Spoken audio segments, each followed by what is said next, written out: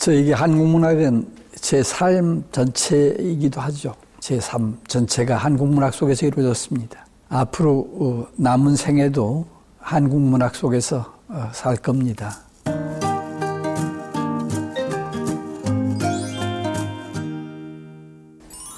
예, 안녕하십니까. 네. 올해 2023년은 저희 서울대학교 중앙도서관에 개인문고가 설치된 지 70주년이 되는 해인데요. 이 뜻깊은 해에 선생님의 기준문고를 새롭게 설치하게 되었습니다. 선생님과 함께 한국문학과 문헌의 아름다움에 대해서 얘기하는 시간 가져보도록 하겠습니다.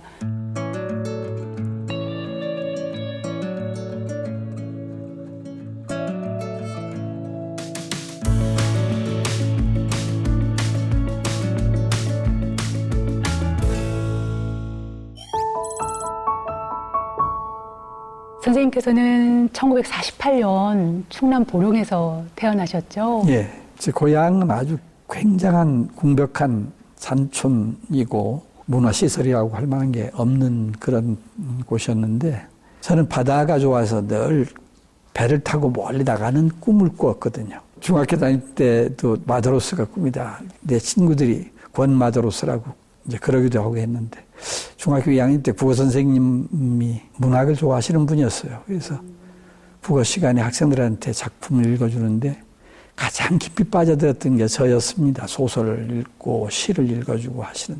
또 학교에 마침 도서실이 처음 생겨가지고 엄청나게 많이 읽었습니다. 제가 뭐 매일 책을 한 권씩 그렇게 그 도서관에 있는 책을 다 읽겠다고 욕심을 낼 정도였으니까. 그래서 희망의 문필가로 바뀌었는데 재주가 이제 좀 부족해가지고 소설가가 되지 못했어요. 그리고선 소설을 가르치는 선생이 됐죠, 일생 동안. 늘 궁금했던 게 뭐였냐면 충남 보령의 소년이었을 때는 어떠셨나? 완성되기 전의 모습은 어떠셨나? 6살 터울이로 누나가 있었고 또 그 중간에 형이 있었는데 둘이 학교 다니는데 저는 학교를 못 갔잖아요. 아직 어리니까. 그걸 못 견뎠어요, 제가. 매일같이 형 따라가 학교 가겠다고. 난리를 피우고. 그러니까 할아버지가 저는 고집이 너무 세서 그래가지고 동네 서당이 있었어요. 그래가지고 거길 넣었어요. 초등학교 들어가기 전까지 서당에 가서 천자문을 공부를 했죠. 선생님이 스승이셨던 백사 정강용 선생님은 일반인들에게는 껍비단이의 작가로 알려져 있지만 신소설 연구하셨던 신소설의 장을 여셨던 분이시잖아요, 연구에. 제가 백사문고 옆에 선생님 문고 설치된다니까 웃으시면서 그러셨어요. 아무래도 혼날 것 같은데 그러셨어요. 그래서 백사 선생님 늘 혼났으니까. 백사 선생님 엄하셨나 보다 했는데 제가 대표로 늘 혼나고 야단 맞고 그래도 선생님께서 굉장히 저한테 잘해주셨어요. 제가 가난한 시골 태생으로 이제 서울에 와서 고생하니까 대학원 시절에 제가 맹장염 수술을 받고 이제 병원에 누워 있었는데 거기를 오셨어요. 가족도 안 오고 제가 혼자 병원에 있을 때였어요. 나중에 선생님께서 치료비 입원비를 다 내고 가셨더라고요. 선생님께서 진짜 아끼시는 제자하셨던 거고. 그래서 아주 너무 감동이었고. 선생님이 쓰시던 연구실을 내가 자원을 해서 그 방을 썼고 서울대학 와서는. 선생님 원래는 소설 평론으로 시작을 하셨지만 한국 현대 문학사는 저희 연구자한테는 바이블이에요. 그래서 문학사 연구에서도 정점을 찍으셨어요. 흔히 문학 비평과 문학사 연구는 같이 가기 어렵다라고 얘기를 하는데 작품 비평과 어떤 역사적인 연구, 어떤 감성적인 면과 개념적인 부분을 어떻게 다루게 되셨는지. 중요한 말씀하셨는데 대학 시절에 이끌어주신 선생님들이 참 엄하신 분들이었습니다. 자상하시지만. 가장 가까이에서 오랫동안 선생님 연구실 연구조교를 한 것은 백사 정강용 선생님이셨고 선생님께서 그 신소설 연구를 하시면서도 나는 다른 걸 쓰려고 준비를 하고 있었습니다. 사실은 석사 논문도. 그랬더니 하루는 책상 위에 막 그 자료들을 많이 늘어놓고 있는데 자네 지금 그게 뭐 하고 있는가? 그러고 물으셨어요. 대학원 1년 반이 지났는데 그래서 다음 학기 논문 내야 돼서 좀 준비하고 있습니다. 그랬더니 그래? 자네 지도교수가 누구야? 당연히 선생님이시죠. 그래서 선생님이 제 지도교수님이시죠. 그랬더니 자네 논문 쓰는 거 그럼 지도교수하고 상의를 했나? 아니, 선생님, 어느 정도 되면 말씀드리려고 안 했습니다. 그랬더니, 당장 집어쳐. 그래가지고 신소설에 대해 쓰라. 그러고 나가셨어요. 그 바람에 제가 석사를 4년 다녔습니다. 그 시절만 해도 한국 문학을 역사적으로 정리해서 문학사를 만드는 작업이 얼마나 중요한가 하는 것을 계속 얘기를 하시고, 내가 학자로서 하고 싶은 일은 그거야. 그러셨는데 못 하셨어요.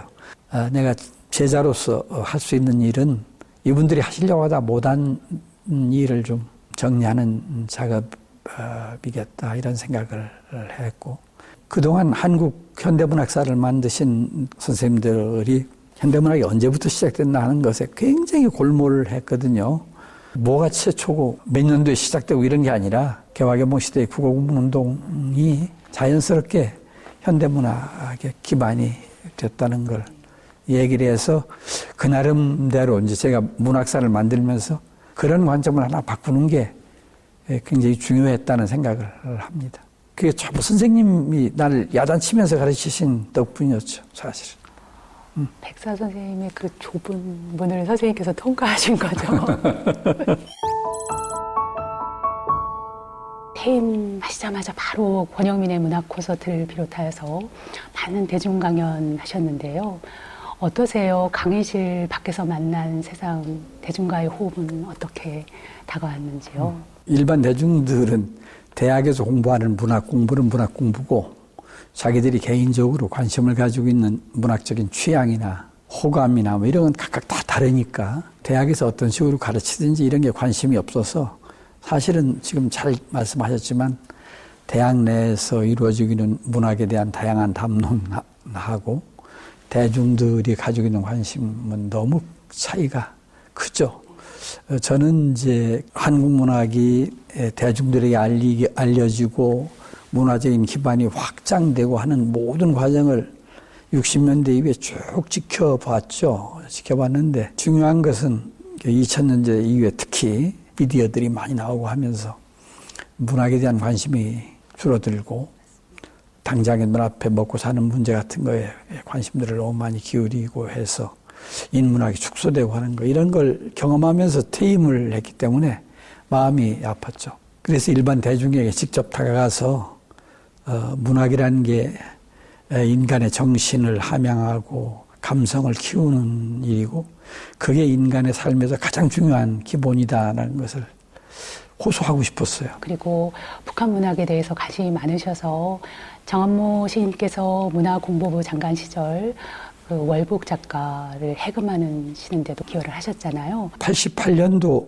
서울올림픽 직전에 월북문인에 대한 해금 조치가 이루어졌는데, 그 전까지는 월북문인에 대해서 공개적으로 언급하는 게 금지되어 있었고, 그분들이 저서나 저작물을 소지하고 있는 것도 법적으로 용납하지 않았던 시대였습니다. 그런데 민주화 열기가 생기고, 마침 정한모 선생님이 문광부 장관이 되셔가지고 제가 가지고 있던 정리했던 자료들을 많이 제공해드렸고, 그게 계기가 돼서 해금까지 이루어졌고, 그러면서 연변 지역, 일본, 홍콩 이런 데 다니면서 언젠가는 이걸 공개적으로 얘기할 날이 오겠다 하고 책들을 모았습니다.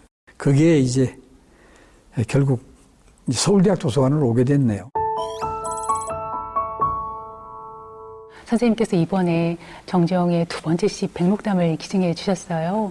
이 책 헌책방에서 어렵게 구하신 걸로 알고 있는데 이라 들어볼 수 있을까요? 네. 대학원생 시절이었었는데 자주 이제 들리던 헌책방이었는데, 새로 들어온 책 없느냐고 물었더니 옆에 집 주인이 그거 있잖아 그거 그러면서 이 책을 이름을 댔어요. 백록담이라는 거 요전에 구했다고 했잖아.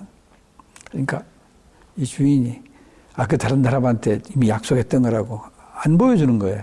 그래서 제가 서점 앞에 계속 그냥 서 있었습니다. 나가질 않고. 그리고 계속 사장님 저한테 빨리 내놓으시고 좀 보여달라고.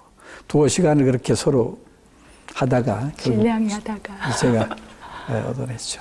이 책은 장정도 굉장히 훌륭해요. 네. 길진섭 파백의 장정이고, 그런데 이걸 또 선생님께서 바로 알아보시고 이 풍경화 같은 이 장정에 대해서 요즘에 나온 책하고는 차원이 다르다라고 말씀 그렇습니다. 주셨어요. 특히 정지용은 이제 제가 깊이 빠져 있어서 정지용 전집을 다시 꾸미고 일본에서 대학 시절에 썼던 자료들 전부 모으고 기존의 그 연구자들이 놓쳤던 자료들도 전부 찾아서 많이 보완을 해가지고 전집을 만들고 원본의 감각을 키운다는 것은 책장을 넘기면서 한 장 한 장 적혀 있는 글들을 꼼꼼하게 읽어내는 작업이 원전을 읽는 것이고 그때 이게 이렇게 책자가 만들어졌구나. 이런 글자 모양이 있었구나. 한자를 이렇게 군데군데 집어넣었구나. 뭐 이런 등등. 근데 원본을 읽지 않고 그냥 현대화된 책을 보면은 작가와 그 작가가 만들어낸 책이 탄생됐던 시대가 말끔하게 지워진 상태로 현대어로 표기된 텍스트만 읽게 되니까 연구자는 그렇게 하면 안 되죠. 제가 가끔 신간 서적들 있는 데를 많이 가보는데 베스트셀러에 올라와 있는 책들이 너무 그 저자가 뭐 인문학적인 어떤 사실이나 내용이나 이런 것들을 간추려 놓은 설명서 같은 거 이런 유형의 책들이 너무 많은 거예요. 원전을 읽게 시키는 게 아니라 그 원전에 대한 자기 나름대로의 해설, 이런 요약해놓고 뭐 정리해놓고 이런 것들을 놓고 그걸 계속 이 인문학이라고 하고 뭐 이렇게 소개들을 한단 말이죠. 그러면 뭐 그건 그 사람이 읽은 거지 그게 자기가 읽은 겁니까? 그래서 난 본인이 읽어야지 본인이 안 읽고 남이 읽은 내용을 읽고선 읽었다고 착각을 하면 어떡하노 그런 걱정을 합니다.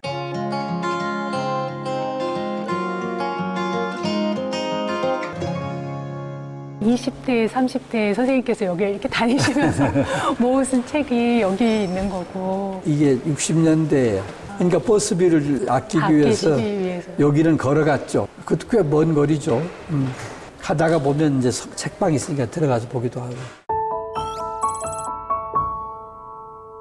요새는 작가가 되는 길, 비평가가 되는 길을 전부 다 빨리 취직할 수 있는 길, 대학의 교수가 될 수 있는 길 이런 것으로 착각들을 하거든요. 물론 그게 도움을 줄 수는 있지만은 그러나 저는 그렇게 돼서는 오래 가지 못한다고 생각합니다. 문학을 하고 싶은 사람들한테 꼭 권하고 싶은 것은 문학은 그냥 문학을 하는 거다. 문학을 가지고 뭘 다른 걸 하려고 하지 마라. 그게 제가 당부하고 싶은 말입니다.